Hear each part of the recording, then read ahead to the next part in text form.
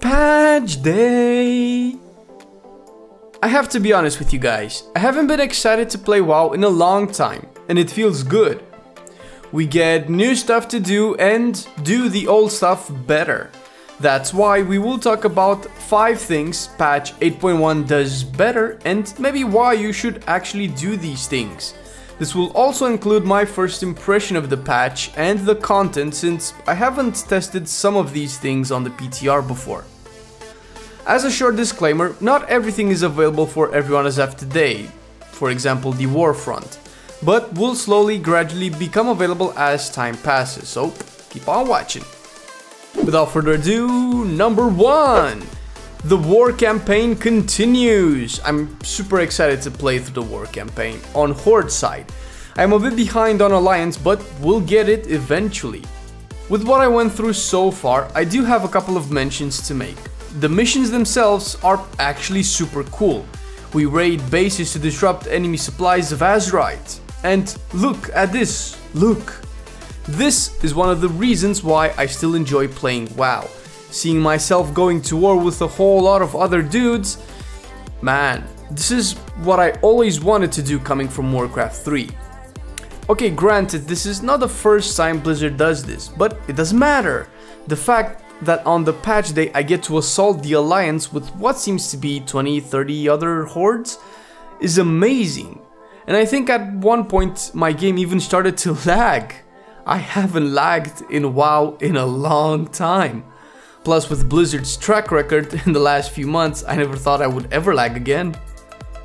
Also, why couldn't these missions have been in the game sooner?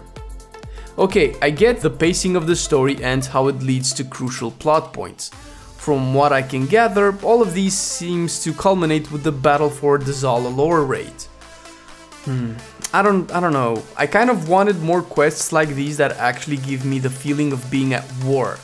But at the same time, if they would have added these quests in without tying them to the major plot, we would just complain again that the content feels empty. Ugh, so hard to satisfy my needs. But it's cool, it really is. If there's something I dislike, it's Galliwix. What the hell are with these dialogues? The lines look like they were pulled from a bad stereotyped cartoon. Is it just me? Does anyone else dislike Galliwix as much?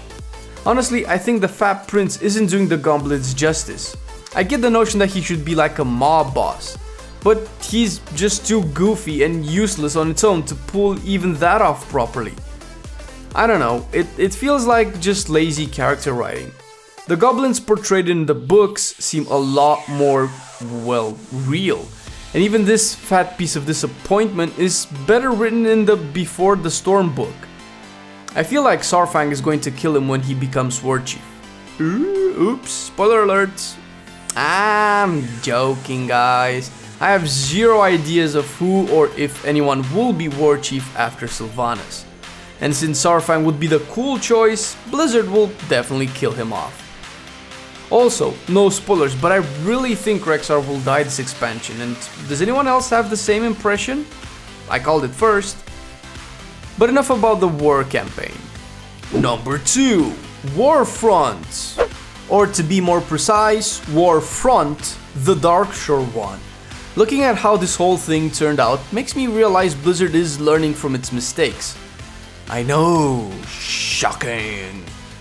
But as with many features added to 8.1, it makes 8.0 feel like an alpha version of the game. The Darkshore Warfront is amazing. It definitely brings me back to 4 months ago when we battled for Teldrassil. There's actually a story here. Something people complained about the Arathi Warfront for lacking. I really felt like there's a good reason for us being here. Okay, there would have always been a good reason, what with Darkshore being under the Horde control and all, after the burning of Teldrassil. But the interwoven story added to give us a reason to return, really nice. Of course, the cinematic was cool as well, and the Night Elves are finally cool. Yes, I said it, they are cool now. Definitely weren't before. One of the many reasons I prefer playing Horde over Alliance is simply because of the factions being boring. It's my personal opinion on the subject, you're free to tell me I'm wrong. But I remember when Night Elves were introduced as this savage, wild race in tune with nature, born hunters. Yep, this is the feel I'm getting from this whole Night Elf, Night Warrior shenanigans thing. For the most part, I felt like Tyrande was a boring, underwhelming character, and the Val Sharok questline in Legion didn't really serve to help her image. Same for Malfurion. Malfurion should be this almost demigod-like druid, and in this cinematic I saw a side of him I really liked. It definitely feels like the Night Elves are suffering and aching for revenge after Teldrassil, and the Alliance is actually getting what would seem like a personality. Alright, I don't intend to sound like a Horde fanboy, which I am. I played Alliance for the majority of my beginning WoW years. I liked Varian, and I like Greymane. And I also think Moira is one of the coolest Alliance characters, and it's a shame she's getting moderate to almost no coverage. I just like characters that are deeply flawed, but try to persevere in spite of their shortcomings. And Horde just seems to have more of these. I literally cannot wait to do the story from the Alliance side, so no spoilers please. Also, I think I should have mentioned this earlier, but we got the Warfront vendor. Doing Warfront content like quests, rares and world quests will give you currency, which you can use to buy goodies like heirlooms and mounts. I think I mentioned the heirlooms to be sold by the Island Expedition vendor, and I stand corrected. Now there's more incentive to do Warfront. On one side you can gear an ult, which I have done, and on the other there's actually content you can collect. Toys, transmogs, items. Again, things that, when you look closer, you ask yourself, why weren't they in the game before? Better late than never, I guess. Number 3. Island Expeditions. Speaking of vendors, yep, we got one of these for Island Expeditions as well. Now we can exchange the doubloons with goodies alongside mountain stuff. The goodies we can buy don't seem to be the kind that drop from the islands themselves, which I actually like. We have a loot table for the actual islands, which is larger than that of the vendors. And if you find yourself in a situation where you need to farm a lot of islands, you can bank up the currency and buy more shit from the vendor. Okay, let me make this clear. I don't think Island Expeditions should replace endgame. I don't think they should be viewed as endgame content, even though they are. I feel like the system is interesting. It's a system that they can and hopefully will expand upon. But MMOs should have this type of content for people that don't like hardcore raiding or Mythic Plus or arenas. But it shouldn't be a content that forces them to attend it. Thankfully, that side has been addressed to some extent. The weekly Azerite cap, which people might feel compelled to do, has been lowered from 40k to 36k, essentially a 10% decrease. You might think, just don't do them if you don't like it. Well, it doesn't really work that way, you see.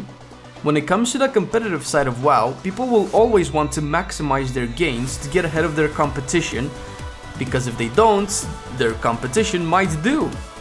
So as long as there is content that provides a boost in power, in this case Azerite gains to unlock new traits in your armor, people will be compelled to do them. Lowering the cap you can reach in a week is the first step in the right direction. The second, I hope, we will see is the cap to the neck, that people can view as an obtainable goal, reach it, then focus on something else, as opposed to what we've seen until now. Number 4. This also ties to Island Expeditions. Level your ult, guys. We got an insane XP buff to take advantage of. I already made a video about 6 easy ways to level, which I recommend checking out, so I won't talk too much about this one. Just to give you an example, before the patch, my Maghar Orc Hunter needed over 800k XP to reach the next level. Now it barely needs a little over 100k. Good? Amazing! Number 5.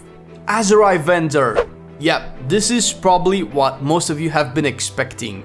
We got him, boys, we got the vendor. You can easily find it near the transmog guy, or the guy that resets your Azerite traits. The currency for the items can be found in your weekly chests and by simply scrapping Azerite armor. Now there might be an extra reasons to do emissary quests. All in all, these are just a few of the things patch 8.1 will bring.